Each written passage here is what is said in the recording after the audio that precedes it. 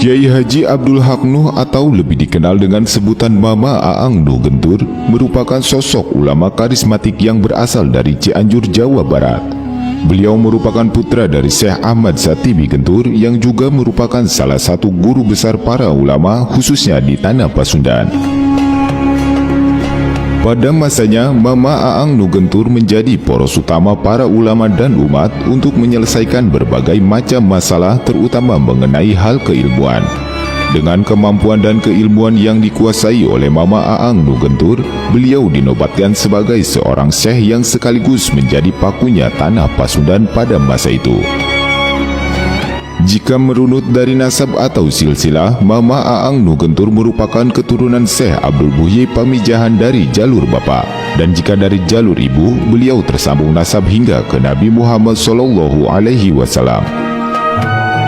Adapun keilmuan yang beliau miliki buah dari tempaan dan didikan para gurunya, seperti Mama Ahmad Satibi Gentur yang tidak lain ayahnya sendiri, Mama Muhammad Qurtubi yang juga merupakan uaknya sendiri, dan Mama Cijrah atau Kiai Muhammad Syafi'i dan banyak juga lainnya.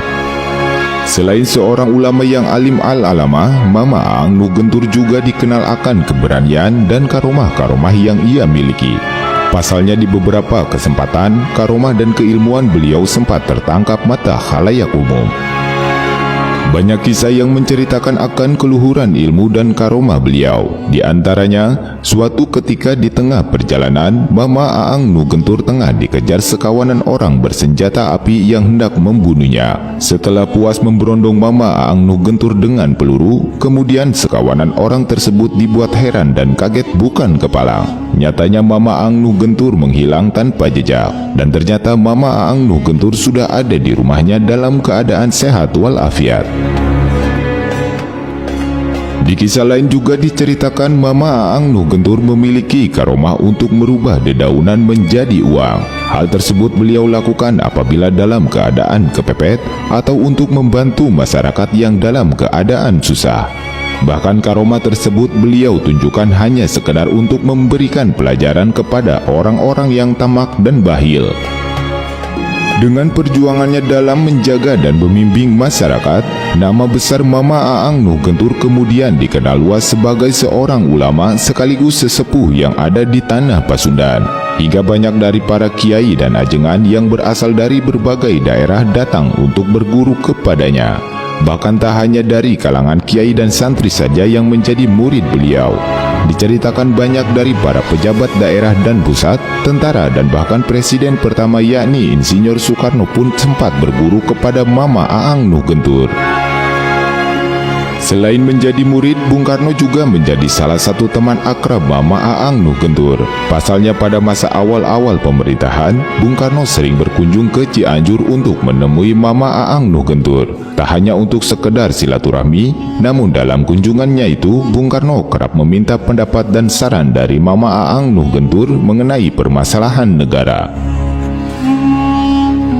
Dari berbagai banyak wiridan dan rapalan yang beliau amalkan, ada salah satu yang menjadi amalan utama Mama Aang Nuh Gentur, yaitu sholawat nariyah. Konon wiridan sholawat nariyah tersebut beliau mendapat ijazah langsung dari ayahnya Mama Ahmad Satibi Gentur. Sebagaimana diceritakan dalam kisahnya, Mama Satibi Gentur selalu mendawamkan sholawat nariyah tidak kurang dari 4.444 kali dalam sehari. Dari bacaan sholawat nariyah yang selalu beliau amalkan, pada suatu hari ketika Mama Aang Nuh Gentur berziarah ke makam Habib Hussein bin Abu Bakar Ali Idrus, beliau mendapatkan keajaiban dengan bertemu langsung dengan Habib luar batang.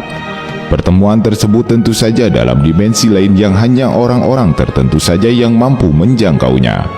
Dalam kesempatan tersebut, Mama Aang Nuh Gentur kemudian dibaiat dan sekaligus dijadikan murid oleh Habib luar batang.